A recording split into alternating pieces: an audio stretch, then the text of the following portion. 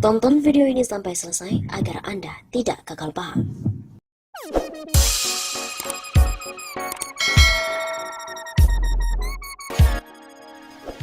Kasus suap yang menimpa mantan Komisioner KPU Wahyu Setiawan terus bergulir.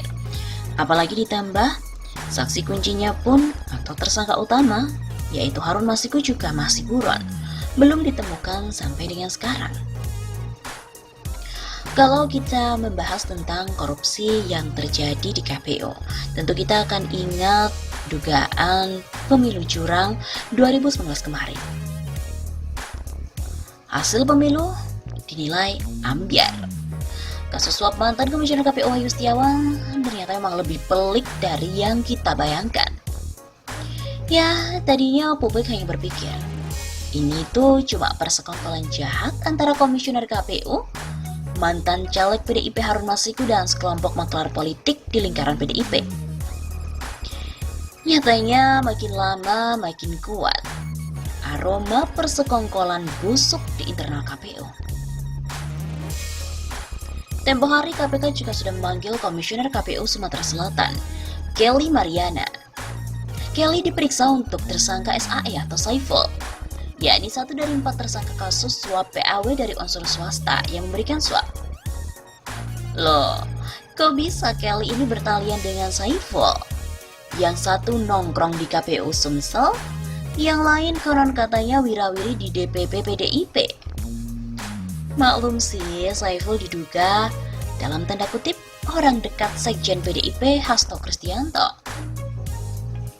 Jembatan antara mereka adalah kasus suap PAW Harun Masiku. Pertanyaannya, apakah interaksi antara Saiful dan Kelly ini benar secara hukum? Jangan-jangan Kelly juga kecipratan duitnya Harun Masiku. Lagi, tempo hari KPK juga memeriksa Sekretaris KPU Papua Barat, RM Tamrin Payapo.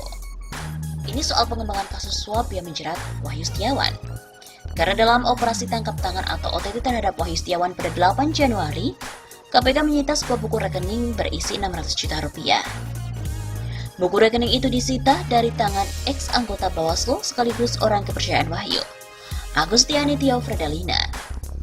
Buku rekening disita bersama dengan uang sekitar 400 juta rupiah dalam bentuk dolar Singapura. Ya, KPK tentu tidak bicara banyak sebab ini adalah masalah penyelidikan.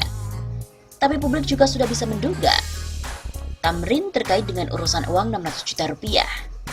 Dan menimbang posisi mereka, kuat dugaan ini adalah persekongkolan antara orang KPU Pusat dengan KPU Provinsi Papua Barat. Sesuatu yang bisa dibilang terjadi juga di Provinsi Sumatera Selatan. Kalau soal ini cuma selesai di 2 provinsi itu oke lah. Tapi bagaimana bila lebih? Kita tahu gonjang-ganjing proses pergantian caleg pemenang juga terjadi di Partai Gerindra. Pertama untuk kasus Mulan Jamila untuk DPR RI dari Dapil Jabar 11. Kedua untuk kasus Adam Muhammad DPRD Provinsi Sulawesi Selatan. Dua politikus ini punya suara lebih sedikit ketimbang kompetitor separtainya pada pileg lalu. Tetapi justru mereka yang kemudian dilantik sebagai wakil rakyat. Dan kejadian ini dinilai tidak lumrah, serta memancing pikiran liar publik. Jangan-jangan memang ada duit yang bermain di sini. Demi menimbang kasus KPU Sumsel dan KPU Papua Barat, jangan-jangan lagi soal Mulan dan Adam Muhammad ini juga berhilir sampai Wahyu Setiawan. Jangan-jangan lagi ada orang kuat di KPU Jabar, KPU Sulawesi Selatan dan KPU RI yang bersekongkol untuk melakukan korupsi politik. Jika benar, betapa mengerikannya. Alih-alih membaik, panggung politik tanah air justru melahirkan modus korupsi baru. Parahnya, pelakunya adalah para penyelenggara pemilu.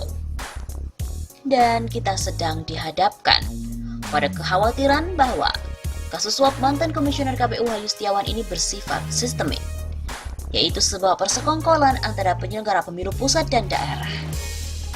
Berapa banyak penyelenggara pemilu pusat dan daerah yang terlibat? Dan itu harus dicari tahu. Temuan-temuan ini jangan diabaikan oleh KPK. Karena yang dirampok di sini adalah kepercayaan rakyat kepada wakilnya. Bagaimana bisa anggota legislatif ini mau benar-benar memperjuangkan rakyat jika kemenangannya ini semerbak aroma manipulatif dan juga koruptif? Sudah selayaknya KPK merunut kembali kejanggalan-kejanggalan dalam proses PAW dan juga penetapan wakil rakyat itu. Sidiklah proses PAW anggota legislatif yang aneh-aneh itu, lalu kaji balik penetapan wakil rakyat terpilih oleh KPU. Dan hanya ini satu-satunya cara untuk menyelamatkan marwah KPU yang terus tergerus di mata publik. Ternyata tak hanya para KPU daerah yang diduga terlibat dengan kasus suap Wahyu Setiawan. KPK pun juga mengusut uang suap PAW ini yang diduga telah mengalir ke kerabat Wahyu Setiawan.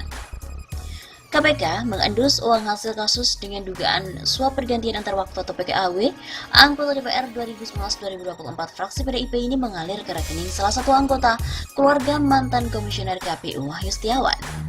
Pelaksana tugas PLT juru bicara penindakan KPK Ali Fikri menuturkan, penyidik mendalami temuan tersebut dengan melakukan pemeriksaan terhadap Ika Indrayani, anggota keluarga Wahyu. Ika sendiri merupakan satu dari 7 orang yang sempat diamankan oleh KPK dalam operasi tangkap tangan pada 8 Januari 2020 yang lalu. Penyidik mendalami keterangan saksi Ika mengenai adanya dugaan aliran uang yang masuk ke rekening bank milik saksi atas perintah tersangka Wahyu Setiawan. Begitu kata Ali kepada wartawan di gedung di Warna KPK, Jakarta pada hari Selasa 18 Februari malam hari.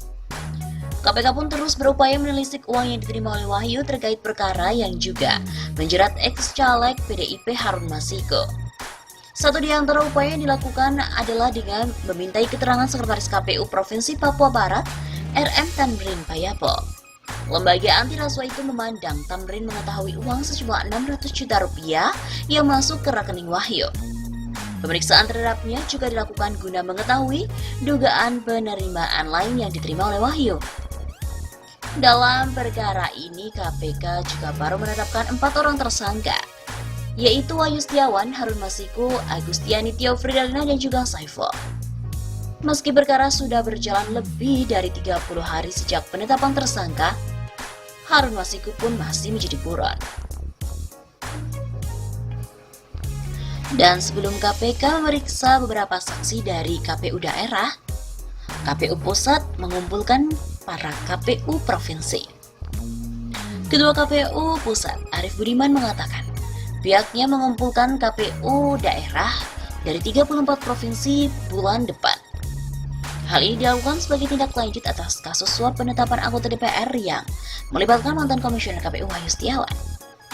Katanya ia mengingatkan, tidak hanya ia mengirim surat edaran, tapi juga mempertemukan KPU provinsi.